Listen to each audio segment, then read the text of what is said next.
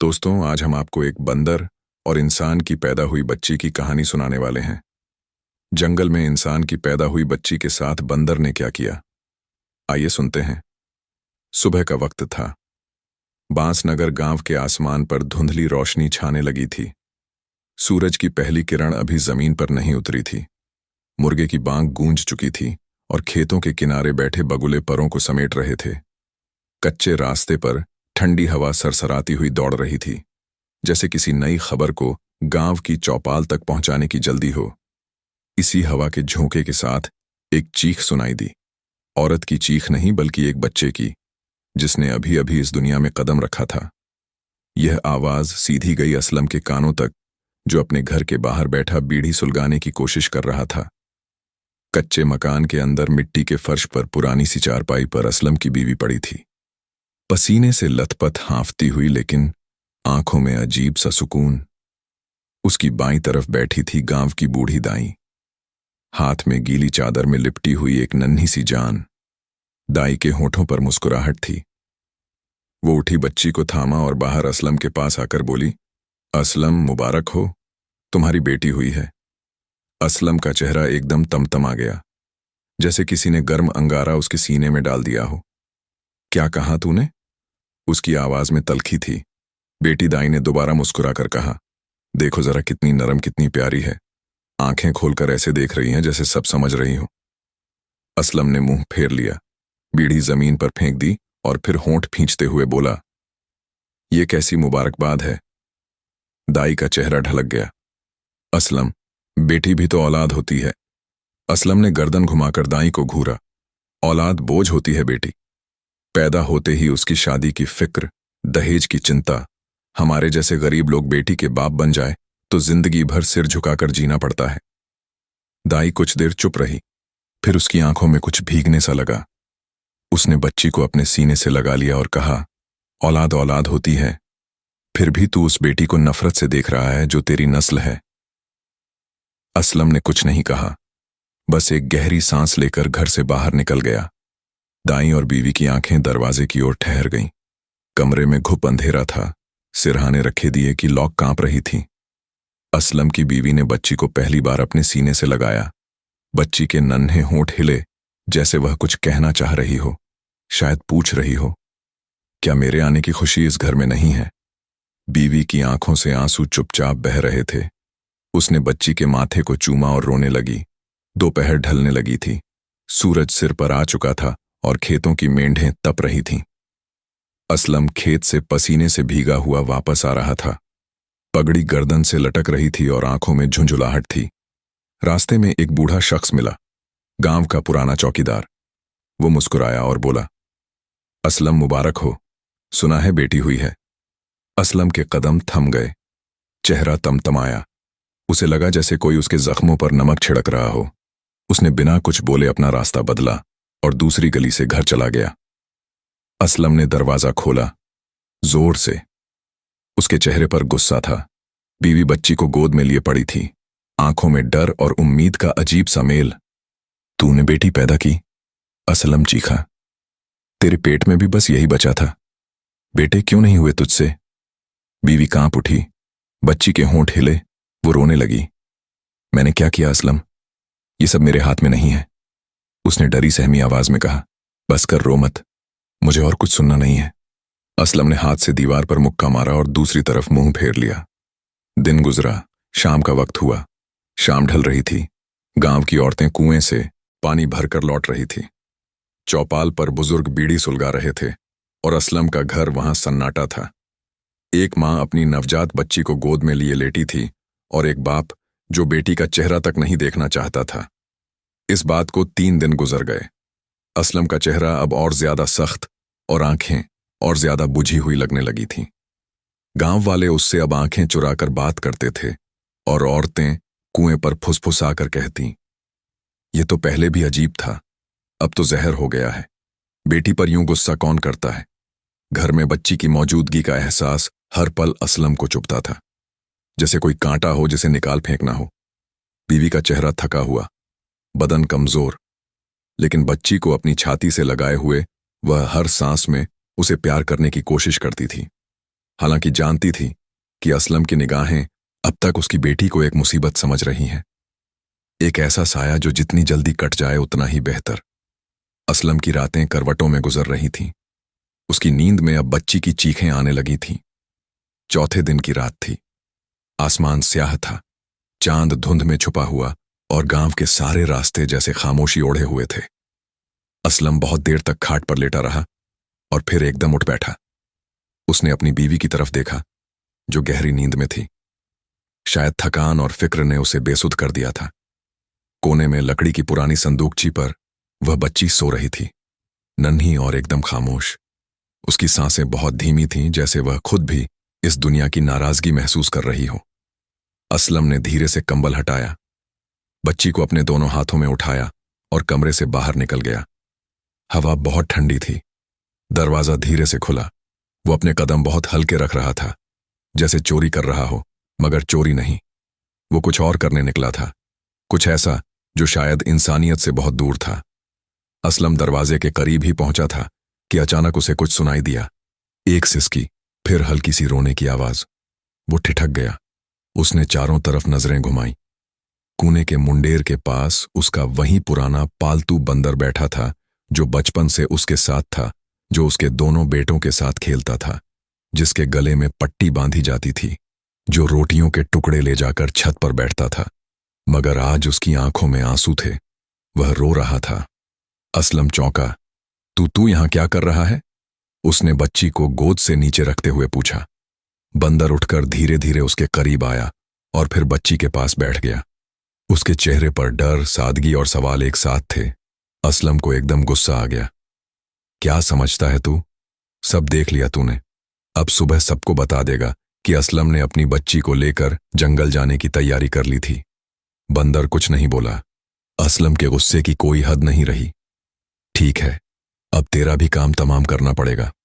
उसने बांधने वाली एक रस्सी उठाई, बंदर को पकड़कर बांध दिया। अब वह बच्ची और वह पालतू बंदर दोनों एक इंसान की वहशत के सामने बेबस थे। असलम ने बच्ची को फिर से अपने कंधे से लगाया और बंदर को जमीन पर घसीटते हुए चल पड़ा, गांव के पीछे वाले रास्ते से। वो रास्ता बहुत कम इस्तेमाल होता था। झाड़ियां, कांटे और जंगली घासें रास्ता रोकने की कोशिश करती थीं, मगर असलम रुका नहीं। वह बढ़ता गया, जंगल के अंदर और अंदर, जहां इंसानी कदम बहुत कम पहुंचे थे, जहां चुप्पी इतनी गहरी होती थी कि सांसों की आवाज भी चुभने लगती। बंदर के पैर जमीन से रगड़ खाते जा रहे थे। बच्ची का सिर कांप रहा था, लेकिन असलम बेजान आंखों से आगे देख रहा था, जैसे उसका दिल अब कुछ महसूस करने से इनकार कर चुका हो। जंगल के एक घने हिस्से में पहुंचकर उसने चारों तरफ देखा। कोई नहीं था। पेड़ लटके हुए पत्तों की सरसराहट और जमीन पर रेंगते कीड़ों की आवाज। असलम ने बच्ची को एक पत्थर के पास रखा, बंदर को वहीं जमीन से बांध दिया और फिर एक लकड़ी से गड्ढा खोदना शुरू कर दिया। जैसे ही गड्ढा थोड़ा गहरा हुआ, बच्ची ने हल्की सी चीख मारी। बंदर ने भी जोर से चीख निकाली, जैसे उसे समझ आ गया हो कि अब मौत करीब है। लेकिन तभी एक आवाज आई, ओ असलम, रुक जा। असलम एकदम चौंक गया। उसने इधर उधर देखा। एक डाल पर एक तोता बैठा था, बड़ा मजबूत और बिल्कुल होशियार आंखों वाला। तोते ने इंसानों की तरह साफ आवाज में कहा, तू क्या कर रहा है? इन दोनों को जिंदा दफन करेगा। इतना बड़ा जुल्म क्यों? असलम हक्का बक्का रह गया। तू बोल रहा है इंसानों की तरह? उसने कहा। तोता आगे आकर बोला, मैं देख रहा हूं कब से तू अपनी बेटी और उस जानवर को मारने की तैयारी में है। असलम की पकड़ लकड़ी पर ढीली हो गई। तोता दोबारा बोला, देख, तू इन दोनों को यूं ही छोड़ दे, इन्हें दफन मत कर। तू कहता है यह मर जाएंगे जंगल में। ठीक है, छोड़ दे, मगर जिंदा दफन मत कर, इतनी नीचे मत गिर। असलम के हाथ कांपने लगे। वह वहीं जमीन पर बैठ गया और सर थाम लिया। कुछ पल बीते, फिर वह उठा, बिना किसी इशारे के बच्ची को जमीन पर धीरे से रखा, बंदर की रस्सी को और कसकर बांधा और पीछे मुड़कर तेज कदमों से जंगल से निकल गया। अब जंगल में सिर्फ 3 जिंदगियां थीं। एक प्यारी इंसानी बच्ची, जिसे अभी तक यह भी नहीं पता कि मां के सीने से हटकर वह कहां आ गई है। एक बंदर जिसकी आंखें अभी भी उसी इंसान को तलाश रही थीं जिसे वह दोस्त मानता था, और एक तोता जो अब किसी मजबूरी में नहीं बल्कि जिम्मेदारी में बदल गया था। उसी वक्त वो तोता धीरे धीरे नीचे आया। जैसे ही तोता जमीन पर आया, बंदर ने नजरों से उसका शुक्रिया अदा किया। उसकी आंखों में अब भी भरोसे की चिंगारी बाकी थी। तोता बिना कुछ कहे सीधा बंदर की रस्सियों की तरफ बढ़ा। उसने अपनी नुकीली चोंच से रस्सी को कुतरना शुरू किया, लेकिन रस्सी मोटी थी, इंसान की बांधी हुई, सख्त, मजबूत और मजबूर। एक काट, दो काट, चोंच में झंझनाहट होने लगी। तोता रुकता, चोंच को जमीन से रगड़ता, फिर दोबारा कोशिश करता। वह जानता था यह काम आसान नहीं होगा, लेकिन उसके अंदर एक अजीब सी हिम्मत थी। शायद वह जानता था कि अगर आज इस बच्ची को ना बचाया गया तो शायद कल कोई और जान भी इसी तरह नफरत की भेंट चढ़ेगी। रात की हवा अब और ज्यादा ठंडी हो गई थी। पत्तों की सरसराहट के साथ जंगली आवाजें तेज होने लगी थीं। मगर इन सब के बीच तीन दिल धड़क रहे थे, एक बेबस बंदर का, एक बच्ची का और एक थके हुए तोते का। हर 2-3 मिनट बाद तोता रुकता, गहरी सांसें लेता, फिर रस्सी को चोंच से दबाकर काटता। उसकी चोंच से कभी कभी हल्का खून भी निकल आता, लेकिन उसने रुकने का नाम नहीं लिया। इंसान का बांधा हुआ फंदा काटने में एक जानवर की मेहनत, एक परिंदा की लगन और एक बच्ची की खामोश निगरानी लगी थी। बच्ची अब तक चुपचाप लेटी थी, जैसे जानती हो कि कोई उसके लिए लड़ रहा है। धीरे धीरे आसमान का रंग बदलने लगा। रात की स्याही अब हल्के नीले रंग में घुलने लगी थी। एक धीमी रोशनी जंगल के उस हिस्से तक पहुंच रही थी जहां बंदर और बच्ची पड़े थे। तोता अब भी कोशिश कर रहा था और आखिरकार सुबह होने से ठीक पहले रस्सियों की आखिरी गांठ टूट गई और बंदर आजाद था। उसने एक बार अपनी कमर सीधी की, दोनों हाथ खोले और फिर तोते की तरफ देखा। उसकी आंखें भर आई थीं। तोता थका हुआ था, उसकी चोंच अब भी कांप रही थी, मगर उसकी आंखों में एक तसल्ली थी। तोता धीरे धीरे उस बंदर के पास आया और इंसानी लहजे में कहा, मेरे दोस्त, अब यह जिम्मेदारी तेरी है। मैंने जितना हो सका किया, अब आगे का रास्ता तुझे तय करना है। बंदर ने जैसे कुछ समझ लिया। वो बच्ची की तरफ गया, उसे उठाया और अपनी गोद में ले लिया। तोता बोले जा रहा था, मेरा सफर लंबा है, मुझे अपने साथियों से मिलने जाना है। वह जो दूर उस पर्वत के पार रहते हैं, तू इस बच्ची का ख्याल रखना, उसे अकेला मत छोड़ना। बंदर ने सिर हिलाया। उसकी पकड़ अब नरम थी मगर मजबूत। तोता पेड़ की एक ऊंची डाल पर गया, एक आखिरी बार उन दोनों को देखा और फिर अपने पंख फैलाकर उड़ गया। जंगल की हवा में अब एक अजीब सी खामोशी थी, जिसमें थकावट भी थी लेकिन उम्मीद भी। अब बच्ची और बंदर अकेले थे। शुरू में बंदर को समझ नहीं आया कि बच्ची को कैसे संभालना है। वह बहुत नाजुक थी, उसे गोद में लेना भी एक जिम्मेदारी जैसा लगता था, लेकिन वक्त के साथ वह अजीब रिश्ता बन गया। बंदर दिन में बच्ची को अपनी गोद में लेकर जंगल के अलग अलग हिस्सों में ले जाता। जहां धूप छनकर आती थी, वहां वो बैठकर बच्ची को थपकियां देता, कभी पत्तों से उसके गाल सहलाता, कभी हवा में उसके लिए आवाजें निकालता। बच्ची भी अब मुस्कुराने लगी थी। वह बंदर की आंखों में झांकती जैसे उसमें एक भरोसे का चेहरा देखती हो। अब एक परेशानी यह थी कि बच्ची भूखी भी थी और रोती भी थी। बंदर को कुछ समझ नहीं आ रहा था। एक दिन वह जंगल के एक छोटे हिस्से में गया, जहां पहले कभी उसने कुछ मादा बंदरियों को देखा था। वो दोपहर को वहां गया, अलग अलग आवाजें निकाली, इशारे किए, यहां तक कि खुद से कुछ फल तोड़कर भी वहां छोड़ आया। और फिर एक दिन एक मादा बंदरियां आई। उसने बच्ची को देखा। पहले तो डर गई, मगर जब देखा कि वो नन्ही जान सिर्फ आंखें मूंदे लेटी है, तो उसके अंदर कुछ बदलने लगा।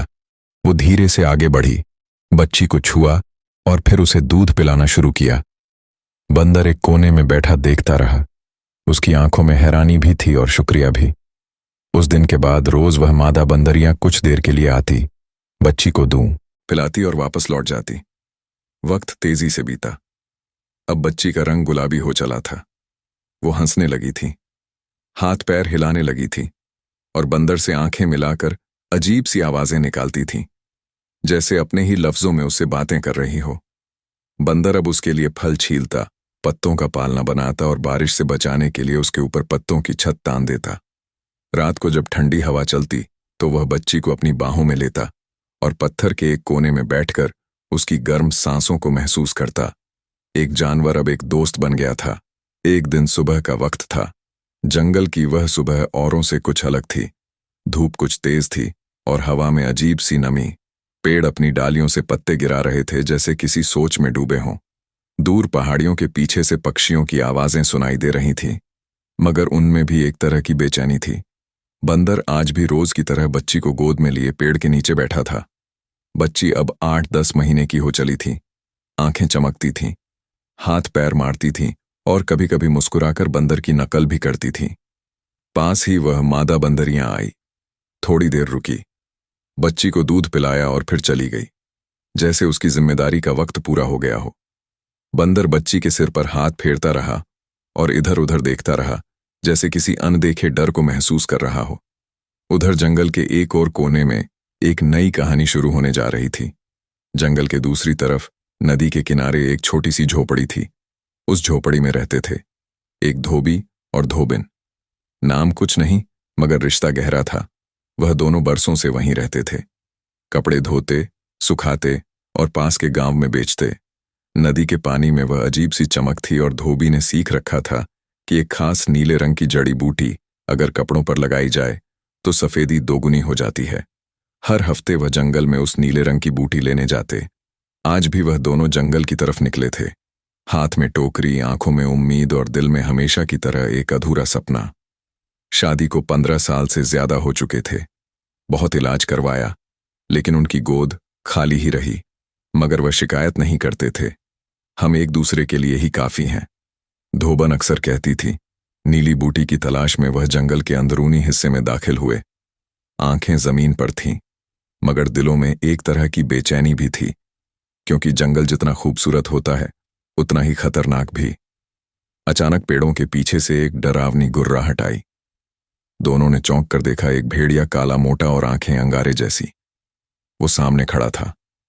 एक झाड़ी के पीछे से देख रहा था, जैसे तय कर रहा हो कि किस तरफ हमला करें। धोबी और धोबन एक दूसरे को देखकर कांप गए। भागो, धोबी चीखा।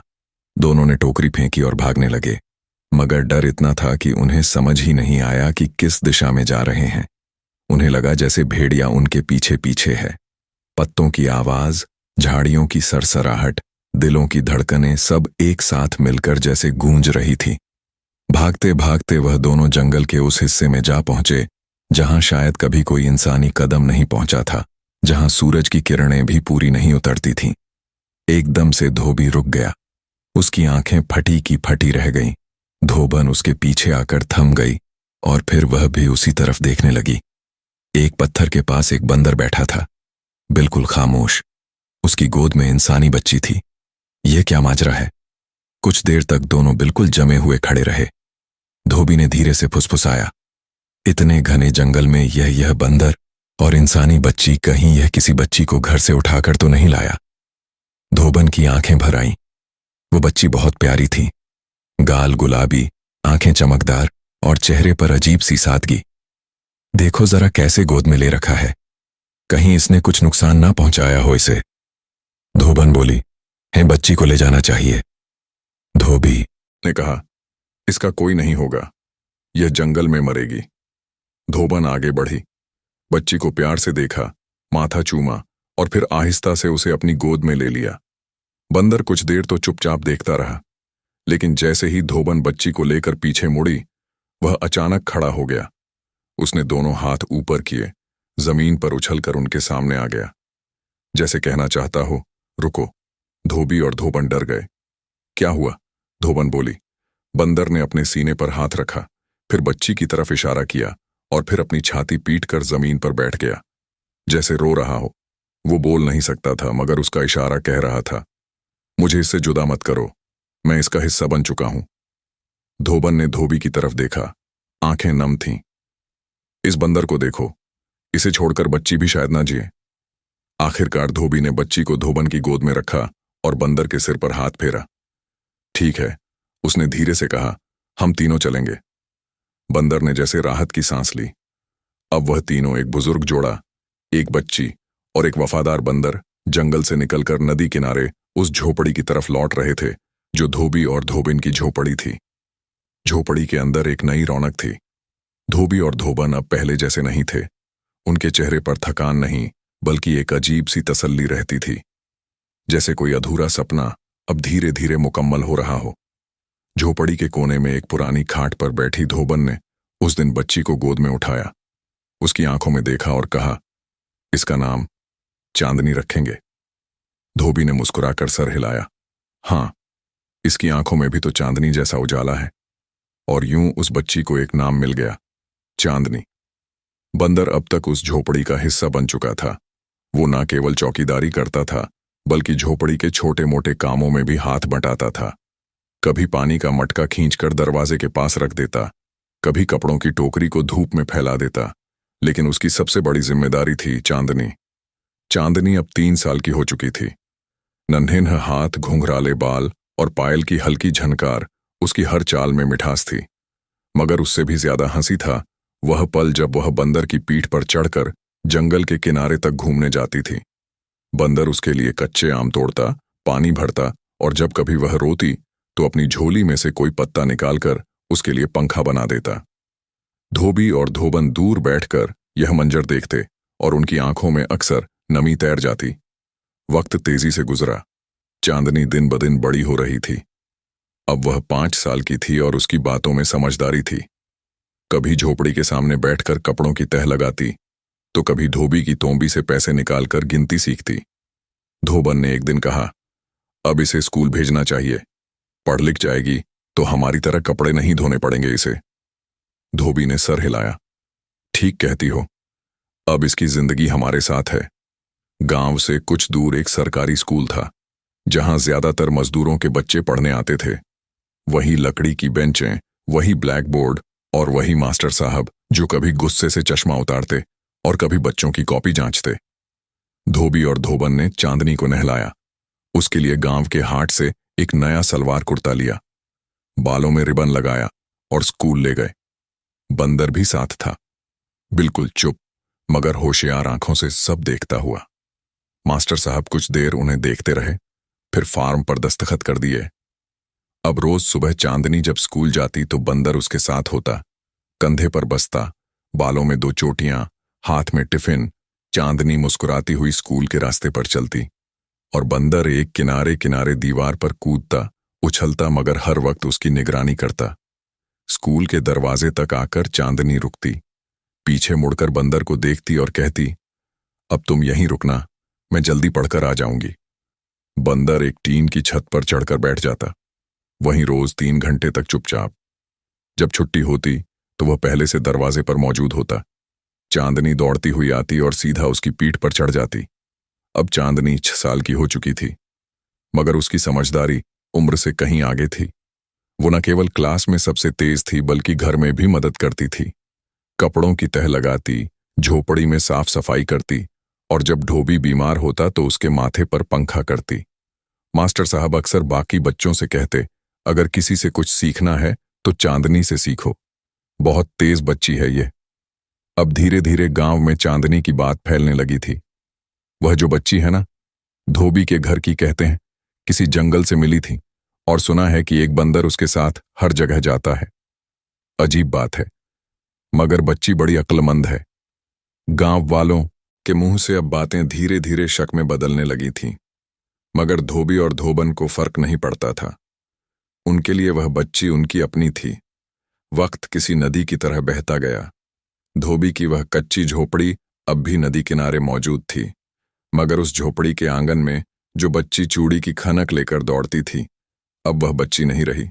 अब वह चांदनी थी, पूरे 21 बरस की, सदी हुई, समझदार और बेहद खूबसूरत।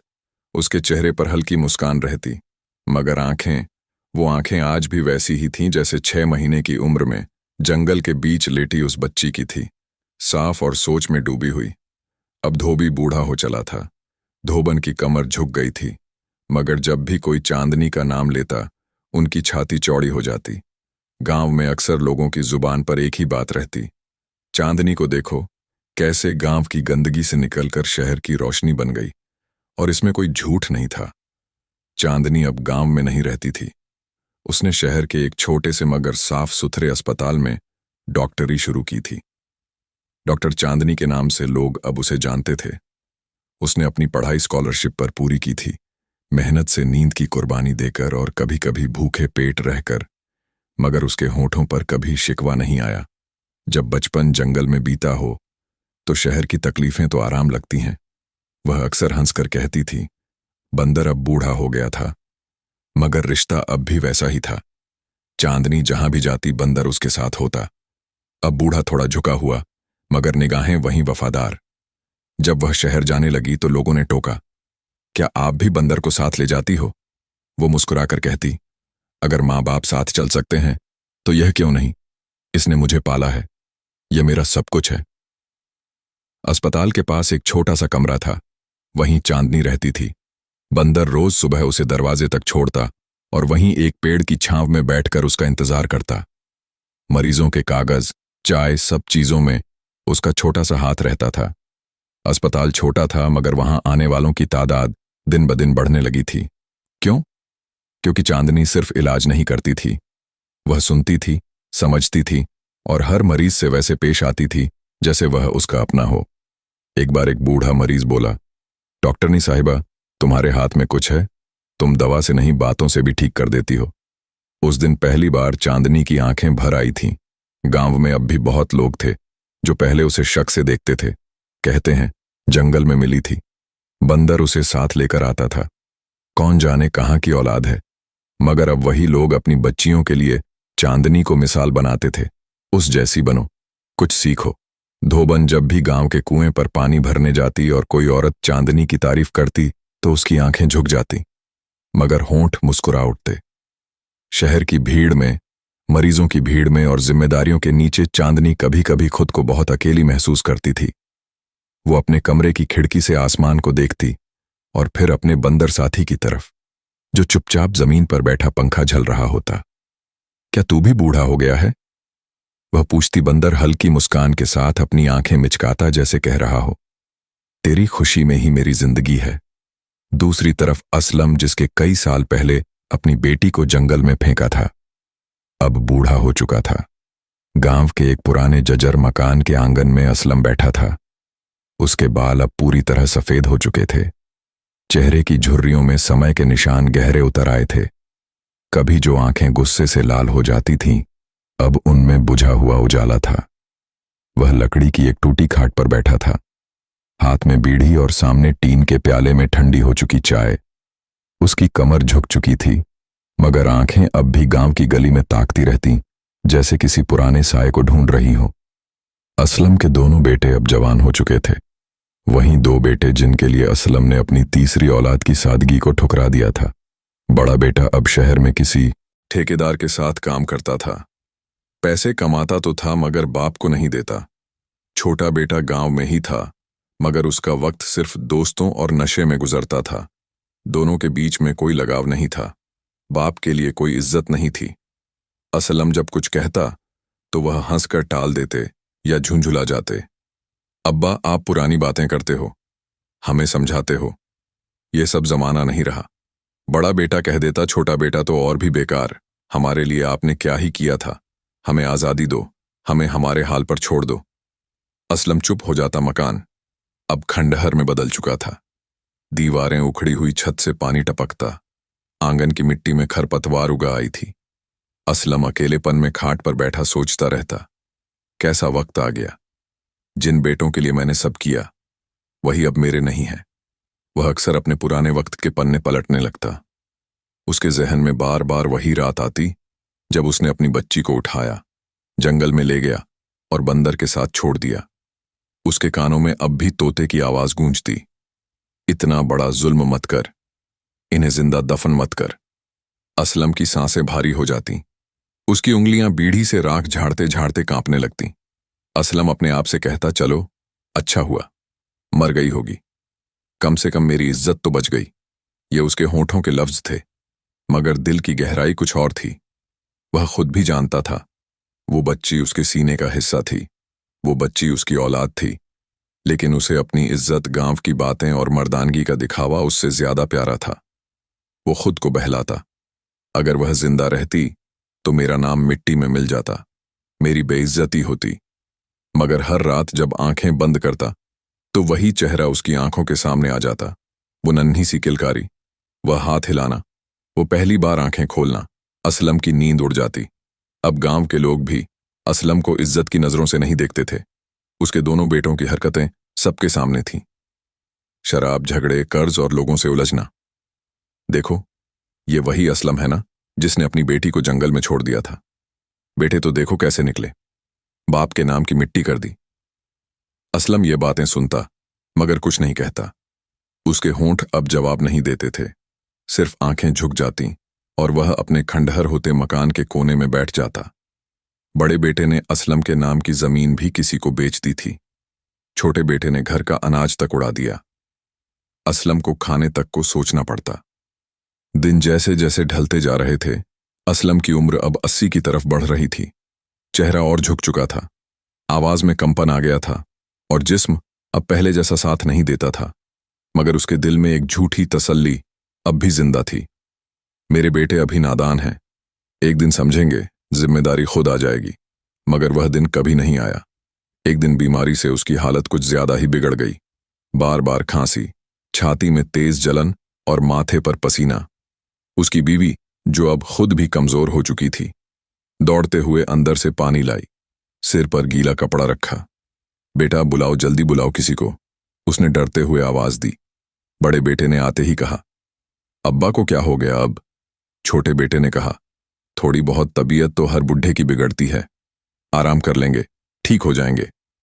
मगर मां ने जोर देकर कहा, नहीं, इस बार मामला जरा संगीन है, डॉक्टर को बुलाओ। गांव के छोटे से हकीम नुमा डॉक्टर ने आकर असलम की नब्ज चेक की, छाती पर हाथ रखा और माथा टटोला। इनकी हालत ठीक नहीं है, उसने सिर हिलाते हुए कहा, इन्हें शहर के किसी अस्पताल ले जाओ, यहां इलाज मुश्किल है। बेटों ने एक दूसरे की तरफ देखा। शहर ले जाना, खर्चा, जिम्मेदारी, और कौन करेगा देखभाल?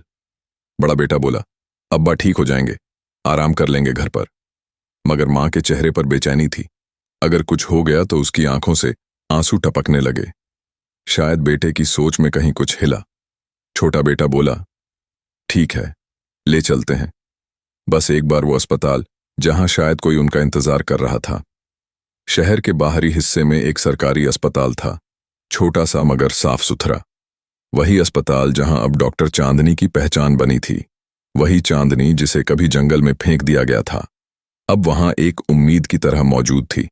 असलम को स्ट्रेचर पर लिटाकर लाया गया। चेहरे पर थकान थी, सांसें कमजोर और आंखों में बुझे हुए सवाल। बेटे और बीवी उसके साथ थे। अंदर रिसेप्शन पर मरीज का नाम लिखवाया गया, फॉर्म भरा गया। किसी ने ध्यान नहीं दिया कि फॉर्म चांदनी के नाम के नीचे ही रखा गया था। चांदनी अपनी ड्यूटी पर थी, वो सफेद कोट में, बाल बंधे हुए, गले में स्टेथोस्कोप। मगर चेहरा अब भी वही था जिसे धोबी और धोबन ने कागज के फूल की तरह सहेज कर पाला था। नर्स आई और बोली, डॉक्टर साहिबा, एक बुजुर्ग मरीज आया है, सांस की तकलीफ है। चांदनी ने फाइल उठाई और कमरे की तरफ बढ़ी। जैसे ही उसने कमरे में कदम रखा, उसकी चाल धीमी हो गई। सामने असलम लेटा था, कमजोर, बेजुबान, मगर उसकी झुर्रियों में एक अजीब सा जाना पहचाना नक्शा था। चांदनी कुछ पल वहीं ठिठक गई। उसने नजरें घुमाई। 2 लड़के खड़े थे और एक औरत जिसकी आंखें लाल थीं। चांदनी की आंखों में जैसे एक धुंध उतर आई। उसे समझ नहीं आया, ये कौन है, क्यों इन्हें देखकर दिल में कुछ हलचल हो रही है। उसने स्टेथोस्कोप संभाला और धीरे से कहा, आप दोनों बाहर जाइए, मैं इनका चेकअप कर लूं। दोनों लड़कों ने सिर हिलाया और बाहर निकल गए। चांदनी ने औरत से कहा, आप यहीं रुकिए, आप इनकी बीवी हैं। औरत ने धीरे से कहा, हाँ। चांदनी ने उसकी तरफ देखा। एक अजीब सा अपनापन उसके चेहरे पर झलक रहा था, मगर उसे कुछ याद नहीं था। न तो यह लोग उसे जानते थे, न वह जानती थी कि वही बच्ची अब डॉक्टर बनकर सामने खड़ी है। चांदनी ने असलम की छाती पर स्टेथोस्कोप रखा, पल्स चेक की। कुछ देर उसकी आंखों में देखा। असलम की आंखें थकी हुई थीं, मगर कुछ पल को वह भी चांदनी को देखकर ठहर सी गई। शायद कोई रिश्ता जो शब्दों में नहीं मगर दिल में छुपा था। उसने एक बार फिर दस्तक दी। चांदनी ने धीमी आवाज में कहा, इन्हें सांस लेने में तकलीफ है, दवाएं शुरू करनी होंगी। हालत नाजुक है लेकिन संभाल लेंगे। शाम हो चुकी थी। बाहर नीली धूप की चादर पसरी थी। चिड़ियों की आवाजें कम हो रही थीं। चांदनी ने धीरे से फाइल बंद की और कहा, मेरी ड्यूटी खत्म हो गई है, मैं कल फिर आऊंगी इन्हें देखने। मगर जाते जाते उसने एक बार फिर कमरे की तरफ देखा। उसकी नजर उन तीनों चेहरों पर पड़ी, बूढ़ा आदमी, थकी हुई औरत और वह दो लड़के। दिल में एक अजीब सी सरसराहट हुई, क्योंकि शाम हो चुकी थी तो अस्पताल के गलियारे अब धीरे धीरे खामोश होने लगे थे। वार्डों के बाहर बैठी औरतें अपने पल्लू से पसीना पोंछतीं और मर्द चाय की दुकान की तरफ जाते दिखते। चांदनी ने अपनी सफेद कोट की जेब से रजिस्टर निकाला, एक आखिरी साइन किया और डॉक्टर रूम के दरवाजे को बंद कर दिया। मगर उसके दिल में अब भी शोर था। वो अस्पताल के उस वार्ड से निकली थी जहां कुछ ही देर पहले वह तीन चेहरे मिले थे। एक बूढ़ा मरीज जिसकी सांसें कमजोर थीं, एक खामोश औरत जो चुपचाप चारपाई के पास बैठी रही, और दो लड़के जिनके चेहरे अजनबी थे, मगर जाने क्यों बेहद जाने पहचाने से भी लगे थे। जब वह अपने छोटे से किराए के घर पहुंची तो दरवाजे के बाहर वहीं पुरानी लकड़ी की बेंच थी जहां हमेशा की तरह वह बंदर बैठा इंतजार कर रहा था। चांदनी जैसे ही आई, बंदर सीधा उसके पास चला आया और उसकी ओर यूं देखा जैसे कुछ समझ रहा हो। चांदनी मुस्कुरा भी नहीं सकी। वह चुपचाप बेंच पर बैठ गई। बंदर उसके पैरों के पास बैठ गया, जैसे कोई अपने दोस्त को दिलासा देने आ बैठा हो। चांदनी ने गहरी सांस ली और बंदर से कहने लगी, आज एक मरीज आया था, अजीब था। उसके साथ दो लड़के और एक औरत थी। न जाने क्यों उन्हें देखकर ऐसा लगा कि जैसे मैं उन्हें कहीं से जानती हूं। बंदर टकटकी लगाए उसे देखता रहा। मैं पागल तो नहीं हो रही ना? क्या कभी कभी इंसान को ऐसा महसूस हो सकता है कि सामने वाला कोई अपना है, लेकिन वह कौन है ये मालूम नहीं। बंदर ने कोई जवाब नहीं दिया, मगर उसकी आंखों में कुछ हलचल थी। थोड़ी देर चुप रहने के बाद चांदनी उठी। बंदर भी उसके साथ खड़ा हो गया। कल सुबह तू मेरे साथ अस्पताल चलेगा। मैं चाहती हूं तू भी उन लोगों को देखे। शायद मैं जो महसूस कर रही हूं उसमें कुछ सच्चाई हो। फिर चांदनी अपने कमरे की ओर बढ़ी, सफेद कुर्ता उतारा, पानी पिया और फिर थक कर बिस्तर पर गिर पड़ी। मगर नींद नहीं आई। वो बार बार करवटें बदलती रही। उसकी आंखों में उस बूढ़े मरीज की थकी हुई सांसें और उस औरत की निगाहें तैरती रहीं। सूरज की पहली किरण जरूर खिड़की से भीतर आई, मगर कमरे में चुप्पी गहरी थी। चांदनी अभी उठी ही थी कि बाहर से आवाज आई, चांदनी बेटी, यह धोबन थी। उसकी मां उसकी धोबन माए, जो अब उम्र दराज हो चुकी थी। जब चांदनी बाहर आई तो देखा धोबन दीवार से टेक लगाए बैठी थी। उसका चेहरा जर्द था, होंठ सूखे और सांसें हल्की हल्की चल रही थीं। चांदनी एकदम घबरा गई। अम्मा क्या हुआ? आप ठीक तो हैं? दर्द हो रहा है कहीं? धोबन कुछ बोल नहीं पाई, सिर्फ आंखें बंद करके गर्दन हिलाई। बंदर भी पास आ गया। वह हमेशा की तरह फुर्तीला नहीं था। उसकी भी चाल धीमी थी, मगर आंखों में चिंता थी। चांदनी ने बिना वक्त गंवाए अम्मा को सहारा दिया और फिर एक ऑटो बुलाया। धोबन को बिठाकर चांदनी ने पीछे से उसका सिर थामा। घबराइए नहीं, मैं हूं ना। उसकी आवाज कांप रही थी। बंदर चुपचाप ऑटो की पायदान पर बैठा था। उसका चेहरा पहली बार इतना बेचैन लग रहा था। रास्ते में चांदनी सोचती रही, जो औरों का इलाज करती रही, आज अपनी मां को बचाने का वक्त आ गया है। ऑटो अस्पताल पहुंचा। जल्दी से स्ट्रेचर मंगवाया गया, डॉक्टरों को बुलाया गया और चांदनी ने खुद आगे बढ़कर मां को इमरजेंसी रूम में पहुंचाया। कई घंटे बीत गए। ब्लड टेस्ट हुए, ईसीजी, ऑक्सीजन ड्रिप, हर चीज का ध्यान रखा गया। बंदर एक कोने में बैठा रहा, वहीं अस्पताल की पुरानी कुर्सी पर कभी दीवार की तरफ देखता, कभी आईसीयू की तरफ। चांदनी पूरे वक्त अपनी मां के साथ थी और इलाज करती रही। दोपहर के करीब जब मां की हालत थोड़ी सही हुई तो उसे थोड़ा सुकून आया। चांदनी ने आंखें बंद करके राहत की सांस ली। उसकी पीठ दीवार से लगी हुई थी और बंदर ने उसकी गोदी में सिर रख दिया। अब अस्पताल के एक वार्ड में धोबन पलंग पर लेटी थी। चांदनी पास बैठी थी और बंदर उनके पैरों के पास बैठा था। धोबन की आंखें खुली थीं, उसमें ममता थी, थकान थी और एक सुकून भी। बेटी, उसने धीमे से कहा, तू ठीक है ना?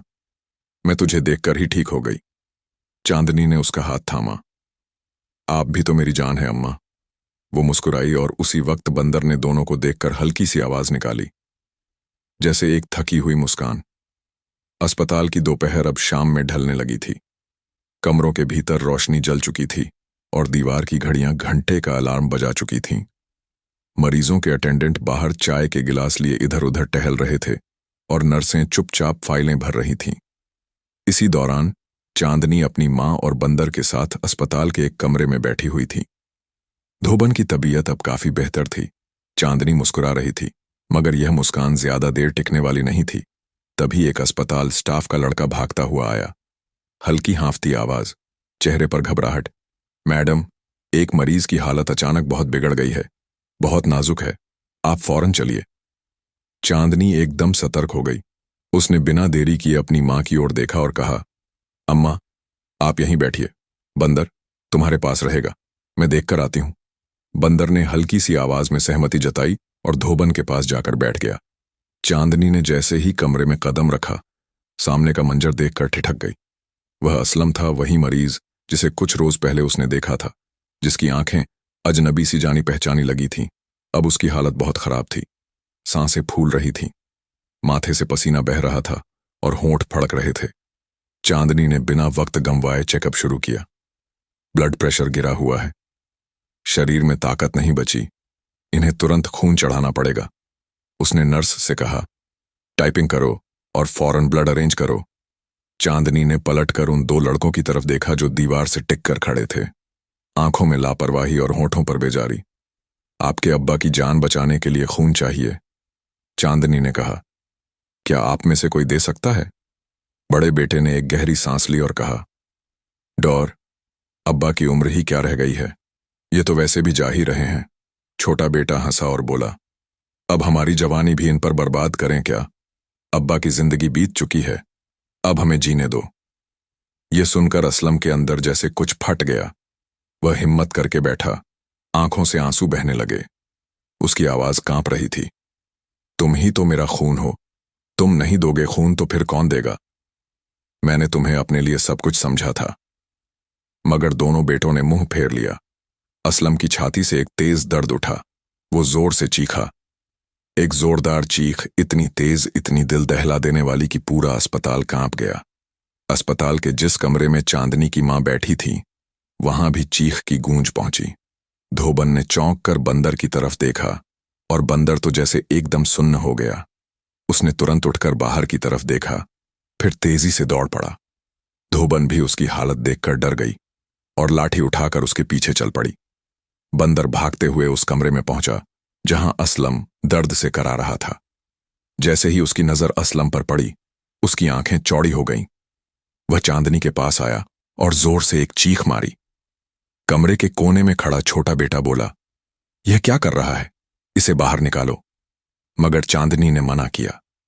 उसने बंदर की आंखों में कुछ अजीब देखा।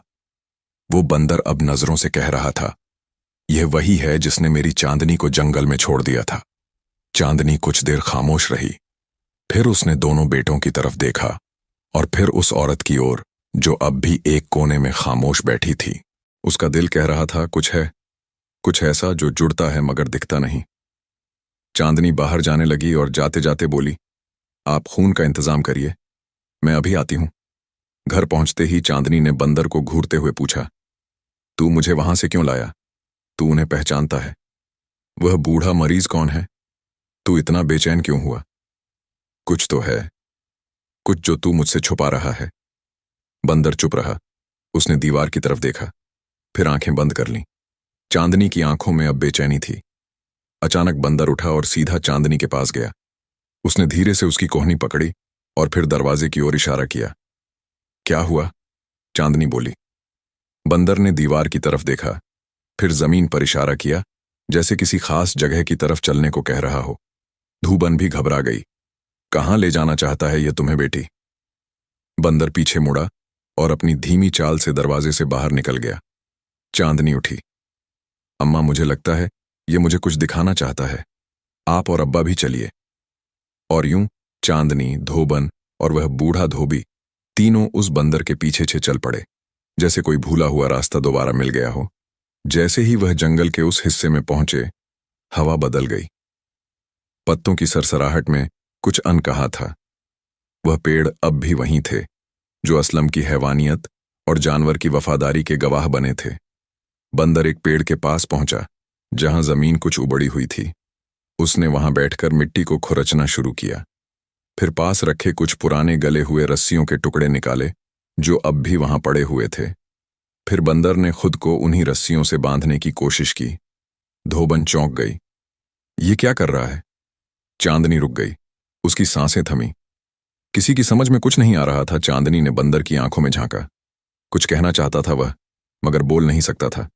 वह बार बार हाथ बांधता, जमीन पर लेट जाता और फिर गड्ढे की ओर इशारा करता, जैसे कह रहा हो यही वह जगह है, यही वो दिन था। धोबी ने आगे बढ़कर कहा, बेटी, ये जगह तो कुछ जानी पहचानी लगती है। मगर अभी भी बात अधूरी थी। समझ नहीं आ रहा था कि यह बंदर क्या जताना चाहता है। और फिर अचानक एक परिंदा आ गया। वह वहीं तोता था। उसकी आवाज अब भी वैसी ही थी, बिल्कुल इंसान जैसी। वो उड़ता हुआ आया, पास के पेड़ की एक सूखी डाल पर बैठा और धीरे धीरे बोला, अब वक्त आ गया है सच्चाई बयान करने का। चांदनी और धोबन दोनों ठिठक गए। ये बोल रहा है, कौन है ये? तोता धीरे धीरे बोला, मैंने सब देखा है। बरसों पहले तुम्हें तुम्हारे अपने बाप असलम ने इसी जगह जंगल में फेंक दिया था। चांदनी के रोंगटे खड़े हो गए। धोबन कांप गई। धोबी की आंखों में आंसू भर आए। तोते की आवाज चलती रही, वो गड्ढा खोद रहा था तुम्हें और इस बंदर को उसमें दबाने के लिए। मैंने मिन्नतें की, इंसानी जबान में उसे रोका। वह रुक गया और बिना दबाए चला गया। फिर कई घंटे बाद मैंने इसी बंदर की रस्सियां काटी। ये तड़प रहा था। फिर कुछ दिन बाद तुम दोनों को यहीं धोबी और धोबन यहां से उठा ले गए। तुम्हारी जिंदगी शुरू हुई मगर सच्चाई दबा दी गई। चांदनी की आंखें भर आईं। अब उसकी आंखों से आंसू बह रहे थे। उसने गर्दन झुका ली। उसे समझ नहीं आ रहा था कि वह क्या कहे, कैसे स्वीकार करे कि जिसे वह अपने अब्बा समझती थी वह तो कोई और था। धोबन झारो कतार रो रही थी। बेटी, अब तू हमें छोड़कर चली जाएगी ना? अब तू जान चुकी है कि हम तेरे असली माँ बाप नहीं हैं। धोबी वहीं बैठ गया, मिट्टी में चेहरा छुपा लिया। हमसे कोई गलती हो गई हो तो माफ कर देना बेटी, हमने बस तुझे अपने दिल से चाहा था। चांदनी ने उठकर धोबी के आंसू पोंछे, धोवन को सीने से लगाया। फिर बहुत ही धीमी मगर मजबूत आवाज में बोली, अम्मा, अब्बा, खून से नहीं, यह रिश्ता दिल से बना है। जिसने मुझे फेंका उसने सिर्फ जन्म दिया था, मगर आपने मुझे पालने की कोशिश की है। मुझे चलना सिखाया, पढ़ना सिखाया, इंसान बनना सिखाया। मैं कहीं नहीं जाऊंगी। आप ही मेरे माँ बाप हैं, हमेशा रहेंगे। धोबन ने उसे बाहों में भर लिया। बंदर चुपचाप बैठा मगर उसकी आंखें चमक रही थीं। तोता फिर से उड़ गया। अपना काम पूरा करके चांदनी को सच्चाई पता चल चुकी थी। सब जंगल से घर आ चुके थे। जिस घर को वह अपनी दुनिया समझती थी, जिस माँ बाप को वह अपना सब कुछ मानती थी, वह रिश्ता और भी गहरा हो गया था। अब क्योंकि अब उसमें सच की नींव थी। धोबन और धोबी के आंसू सूख चुके थे। बंदर एक कोने में बैठे अब इत्मीनान से सांसें ले रहा था और चांदनी वो अब औरत नहीं, जिम्मेदारी बन चुकी थी। उधर अस्पताल के वार्ड नंबर 4 में एक चारपाई पर वही बूढ़ा आदमी पड़ा था। असलम, जिसने एक बार सोचा था कि उसके बेटे उसे संभालेंगे, जिसने समझा था कि बेटी को ठुकराकर उसने इज्जत बचा ली थी, अब 3 दिन से बेहोशी में था। नर्सें आती, दवा देती, आईवी चढ़ता और फिर सन्नाटा। डॉक्टर कहते अगर 2 दिन और नहीं जागे तो शायद मामला हाथ से निकल जाएगा। 3 दिन बाद 80 की उम्र के उस मरीज की आंखें तीसरी सुबह खुली। धीरे धीरे पलकें कांपी, होंठ सूखे थे, गला खुरदुरा। सामने एक अजनबी डॉक्टर खड़ा था। तुम कौन हो? वो लड़की डॉक्टर जो कुछ दिन पहले थी, कहाँ गई? डॉक्टर ने उसकी नब्ज देखी और मुस्कुराया। आप अब ठीक हो? बहुत हिम्मत दिखाई आपने। असलम ने धीमे से पूछा, मुझे खून किसने दिया? डॉक्टर ने फाइल बंद की और कहा, हमें नहीं पता जो खून देकर गया उसका चेहरा ढका हुआ था। नाम भी नहीं बताया, लेकिन आपके लिए एक खत छोड़ गया है। डॉक्टर ने असलम को खत दिया और चला गया। डॉक्टर के जाते ही कमरे में सन्नाटा छा गया। असलम ने कांपते हाथों से लिफाफे को एक बार फिर देखा, फिर उसे सीने से लगाया जैसे कोई जले हुए रिश्ते की राख हो। धीरे धीरे खत खोला।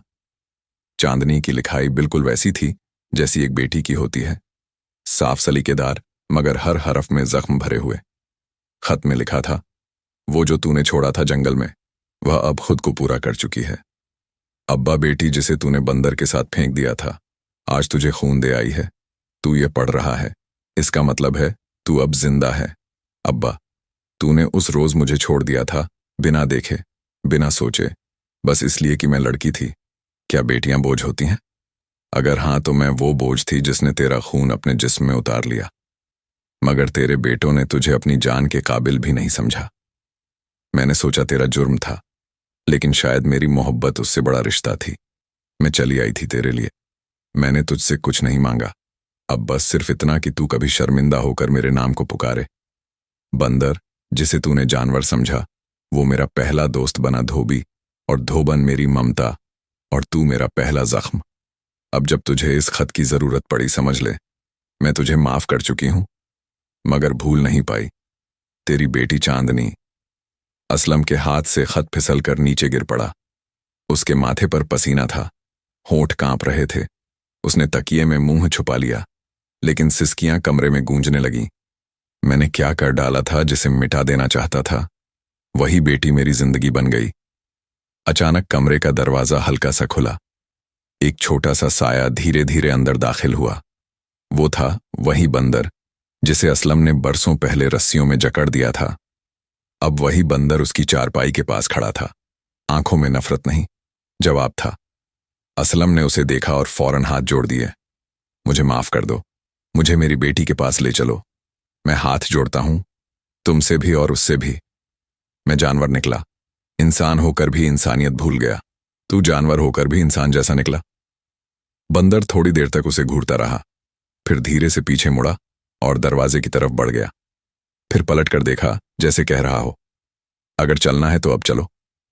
असलम ने तुरंत अपने बेटों और बीवी को बुलाया। वो दोनों बेटे, जो अब भी शर्मिंदगी से दूर थे, बस अचरज में थे कि अब्बा को क्या हो गया है। अब्बा पगला गए हैं शायद। मगर असलम अब किसी की नहीं सुन रहा था। बंदर आगे आगे चलने लगा। नंगे पांव, बिना थके, बिना रुके, असलम, उसकी बीवी और दोनों बेटे उसके पीछे पीछे एक काफिले की तरह निकल पड़े। सूरज आसमान के आखिरी कोने में धीरे धीरे उतर रहा था। पीले उजाले की लकीरें जमीन पर बिछी थीं, और उस सुनसान रास्ते पर एक बूढ़ा बाप, उसकी पछताती बीवी और दो शर्मसार बेटे एक बंदर के पीछे पीछे किसी मुकम्मल मोड़ की तलाश में चल रहे थे। थोड़ी देर बाद बंदर एक पुराने मगर सलीकेदार झोपड़े के सामने आकर रुक गया। झोपड़ी की दीवारों पर गीली मिट्टी की खुशबू थी, जिससे एक मां की ममता, एक बाप की मेहनत और एक बेटी की गवाही मिल रही थी। बंदर ने धीरे से दरवाजे की तरफ देखा, जैसे वह भी अब अपनी जिम्मेदारी से आजाद होना चाहता था। दरवाजे पर हल्की सी खटखट हुई। अंदर से चांदनी बाहर निकली। सामने खड़ी थी एक पूरी फैमिली, जिसे उसने कभी खो दिया था और जिसे आज फिर पा लिया था। मगर उसकी शर्तों पर उसकी नजर सबसे पहले अपने बंदर दोस्त पर गई, फिर बगल में खड़े असलम पर टिक गई।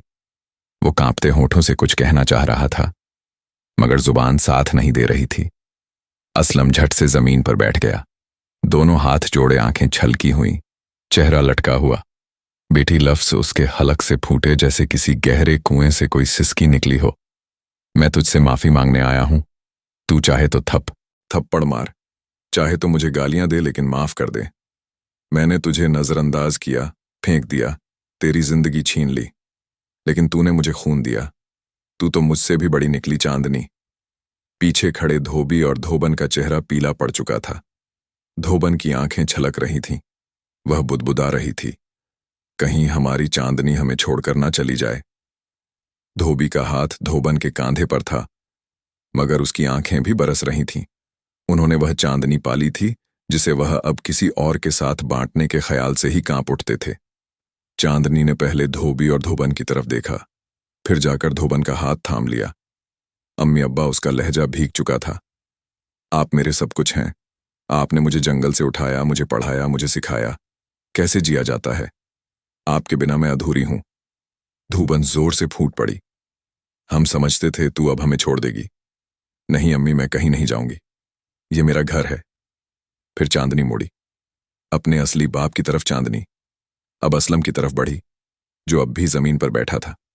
उसने धीरे से उसे कहा, आपने जो किया वह माफ करने लायक नहीं था, लेकिन मैं आपको माफ करती हूं, क्योंकि मुझे नफरत नहीं सिखाई गई। मगर अब मैं यहीं रहूंगी, आप जा सकते हैं।